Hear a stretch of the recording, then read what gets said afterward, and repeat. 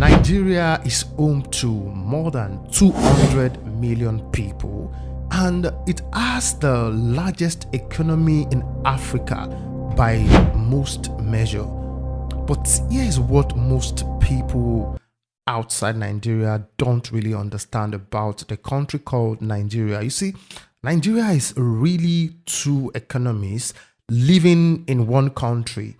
And what do I mean by two economies living in one country?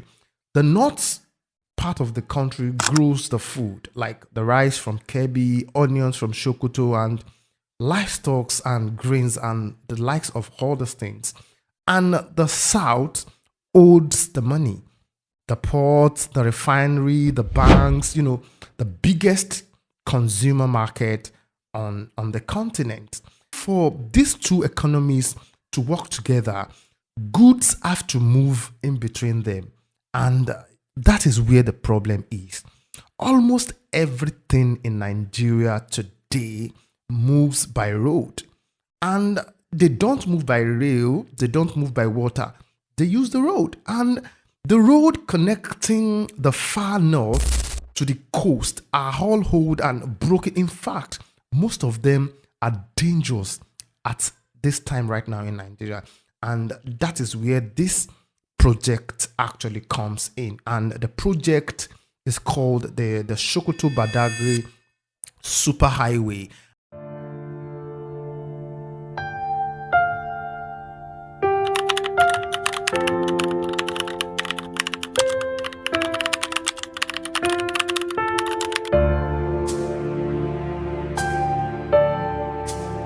Highway, and it starts at Ilela, a border town in Sokoto state right next to Niger Republic, and it ends at Badagry on the Atlantic coast near the border with Benin. So, and in between it crosses 7 states in Nigeria: Sokoto, Kebbi, Niger, Kwara, Oyo, Ogun, and Lagos State.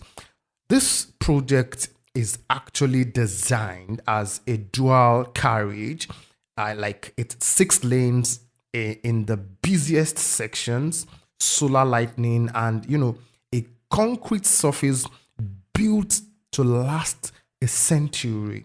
And it also has a twin project, that is the Lagos Calabar Coastal Highway, which is about 700 kilometers running along the southern coast. So together, the government called them the legacy corridors. Yes, they call them the legacy corridors. I want you to think of them as a giant letter T, one line that is running the spine of the country, and they meet near the Badagry.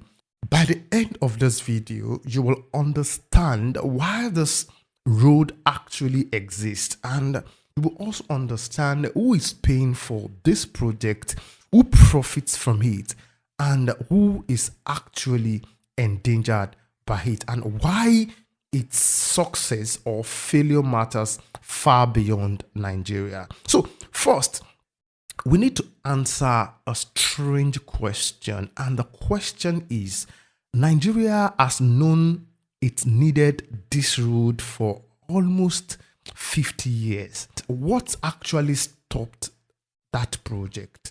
And before we can understand this road, we have to understand why this road did not exist at first. You see, when the British built Nigeria Transport Network, they had one goal in mind, and the goal they had in mind was extraction. Railways and roads ran from the interior to the ports. So they carried granules, they carried cotton and thin out of Nigeria as a den. And you may have seen the old photographs, the famous granite pyramid of Kano, mountains of, of sacks waiting for the train south. And those pyramids, are gone now. And part of the reason is actually simple. Moving goods became so hard. And you see, after independence, the railway collapsed. The roads built started decaying. In fact, they decayed, and the North's export economy started slowing down. It suffocated slowly. And you see, the idea of a modern highway linking the Northwest to the coast is actually not a new idea. It's not new because we've had reports describe these corridors as breaking a 48 years delay. That takes the original idea back to the late 1970s. So think about that. This road was promised before most Nigerians alive today were actually born. And why did every attempt to build this road fail? I have three reasons. The first reason is money. See, Nigeria's budget rises and falls with oil. So when oil crashed, big projects died first. That's it. And the second reason is politics. Coup and changes of government also killed long-term plans in Nigeria. It's either a new leader abandoned the project of the last one. That's how it has been in Nigeria. And the third is priorities. You see, federal spending concentrated on the triangle between Lagos, Abuja, and Port Harcourt. So the far northwest waited so long. The cost of that waiting has been so enormous. And today, a huge share of northern produce actually spoils before it reaches southern markets. You have onions rot in trucks, tomato turn to paste on bad roads, and farmer loses. And when farmer loses their money, consumer pays more, and food inflation eats the poorest hardest. So for 50 years, this road was a promise every government made, and they never kept. None of them kept to that promise. In 2023, something unexpected happened. A president from Lagos decided to build a highway to Sokoto. And the question is, why him and why now? In 2023, Bola Ahmed Tinubu became president of Nigeria and is a man from the southwest. And one of the first big infrastructure moves was to order the design of a road going to the other way, north. And his Minister of Works is David Umahi, a former governor and an engineer. Umahi announced that President had directed him to build immediate design of the Sokoto Badagry highway. And notice something important. Construction was planned to start from Sokoto end, kilometer 0 in the far north. That was a signal, a message to the north that this time the road would not stop at Ibadan. You see, President Tinubu's victory in 2023 depended so heavily on vote from the northwest, and delivering this road protects that alliance, especially with elections coming in 2027. You see, Lagos is building a massive new deep sea port at Lekki. The Dangote refinery sits next to it, and this giant need cargo. They need the produce and the market of the north. So a superhighway fit them. But not everyone agreed with that decision of the government, because critics asked a hard question. They asked that, why build a brand new road when existing roads are falling apart? And others also said that the money should actually go to security first, considering the rate of insecurity in Nigeria. And I want you to know something. Their argument was so simple.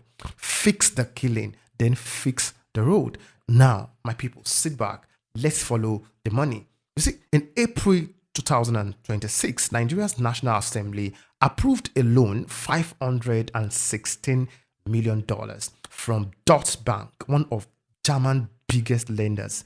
the money funds the first 120 kilometers of the highway and the second starting in Sokoto State. Now, let me explain how this deal actually works because it tells you a lot. It is called a syndicated loan. And what does a syndicated loan mean? That simply means a group of lenders share risk with Deutsche Bank lending the money. Here is the interesting part. No Western bank lends easily into a conflict zone. So the deal comes with a guarantee, and that guarantee comes from ICIEC. It's the insurance arm of the Islamic Development Bank. Think about this for a moment. ICIEC is the co-signer. So if Nigeria struggles to pay the loan bank, the insurer absorbs part of the loss. And without that guarantee, this loan probably doesn't happen. Now, let's look into the terms and condition of this lending.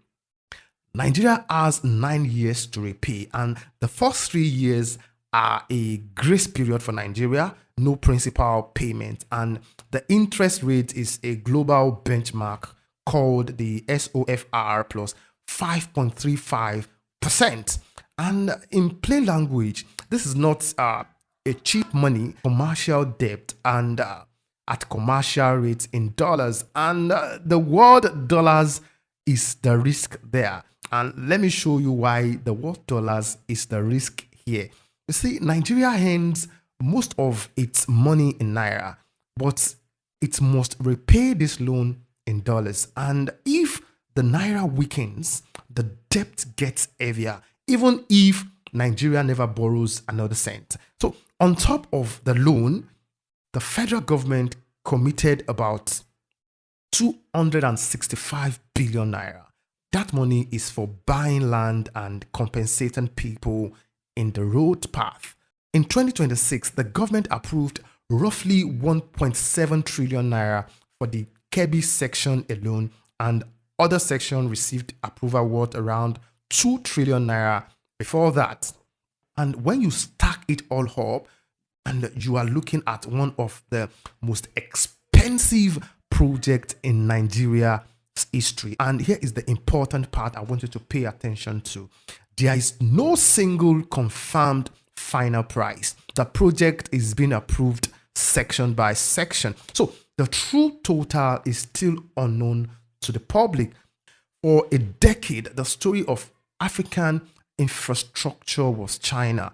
Chinese loan, Chinese contractor, Chinese railways. And you see, this road project breaks that pattern because it is financed through European banking and Islamic finance guarantees.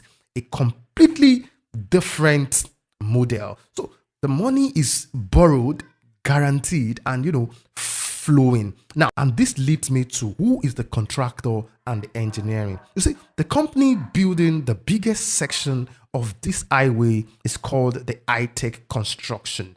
And the high-tech constructions belongs to the Chagori Group. The Chagori Group, a businessman empire founded by Gilbert Chagori, a Lebanese Nigerian billionaire. And if that name sounds familiar, here is why. You see, in the year 2000, a court in Geneva convicted Chagori in a case involving money linked to General Sani Abacha, a Nigerian's former military ruler. The man who's stolen billions are still being recovered to today. And Chagori paid a fine and he actually returned the funds as part of that case. And decades later, his company is winning Nigeria's biggest road contract. Thank you. To the contractors and my partner in daring, it was tough for us. Engineer Roland Chaguri. In addition, ITEC is also the one building the Lagos-Calabar Coastal Highway, the twin project of the superhighway. And here is what makes critics uncomfortable about all this. You see, these contracts were awarded without open competitive building. Public tender, no rival offer compared in the open. And the government's defense is so straightforward. It says that ITEC has rare expertise in concrete pavement, and it says the company delivers fast and it denies any favoritism. So critics, including the opposition politicians, see it differently. They see it as pattern of a mega contract flowing to a presidential ally. Both views are actually on the record. The allegations of favoritism still remains an allegation. They have not proven that in court yet. So it's still an allegation. So now let's talk about the road itself, because the engineering, it's genuinely remarkable and we must give the government a thumbs up on this. And you see, most Nigerian roads are asphalt. This one is actually different. It's a rigid concrete about 20 centimeters thick and reinforced with steel. And why does that actually matter? Let me tell you something about asphalt. You see, asphalt melts in heat and it breaks under overloaded trucks. And you see, Nigeria highways often fails within a few years. And that is why they are going with concrete, because concrete is different and solid. If built properly, it can actually last 50 to 100 years. Yes, you can make your research. And apart from that, there's also an industrial logic here.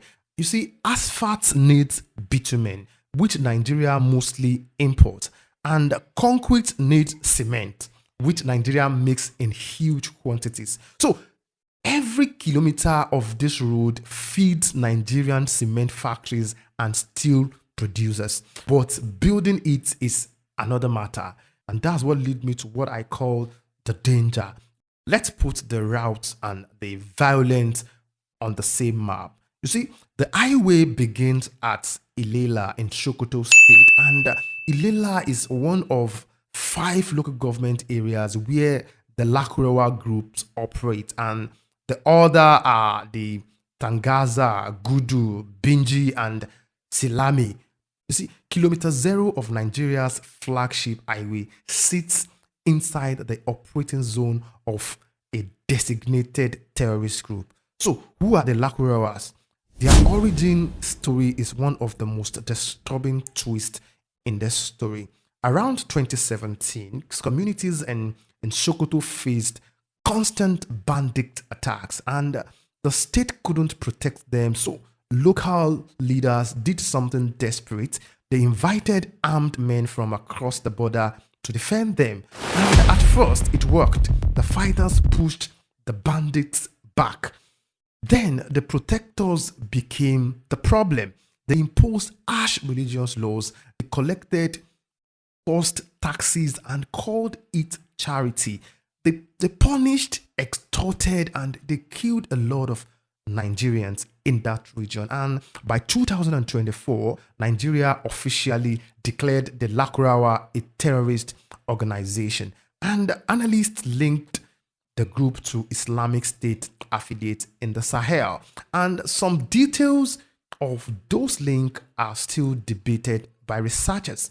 Let's look at the two ends of this road. And you see, in the north, the Ilela is a border town whose market have traded with Niger Republic for generations. And in the south, the Badagry carries a heavy history. It was one of the great slave ports of the West Africa.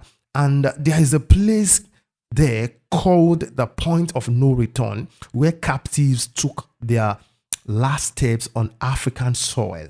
Now, think about this. The same coastline that once marked Africa's first exit from world trade may become an entry point for African goods moving on African terms. So, history doesn't repeat, but sometimes it rhymes. And Badagry's location actually raises the final piece of this puzzle, because this road doesn't just end at a town, it ends at West Africa's front door. This was never designed as a purely Nigerian road. It was actually designed as an international corridor. And here is the vision. You see, from Ilela, the road connects northward into Niger Republic towards Nimi, into the heart of the Sahel. Landlocked countries like Niger depend completely on foreign ports, but today most of their cargo flows through Cotonou in Benin or Lomé in Togo, and Nigeria wants that businesses back. And also at the southern end, Badagry sits on the Lagos to Abidjan corridor, the busiest trade route in West Africa. So a coastal artery linking 5 countries and most of the region's economy. And remember, Badagry is also where this highway meets its twin, the coastal highway. So I want you to picture the map, the Sahelian trade flowing south and the coastal trade flowing east and west, and they intersect at one junction on the Nigerian soil. And that is the ambition of Nigeria, and Nigeria as the logistics spine of West Africa. So it also fits a bigger continental plan, and the African Continental Free Trade Area. Africa currently trades very little with itself. Yes, only around 15% of African trade stays on the continent, and trade agreements cannot fix that alone. Goods need physical routes, and corridors like this one are pretty made concrete. So this story is not over yet, and I will continue to give you more updates about as the story develops. So thank you for watching, and if this story mattered to you, I wanted to share it because the people living along this 1,000 kilometers deserve to have it told. And like this video, subscribe to this channel, and I'll see you on the next one.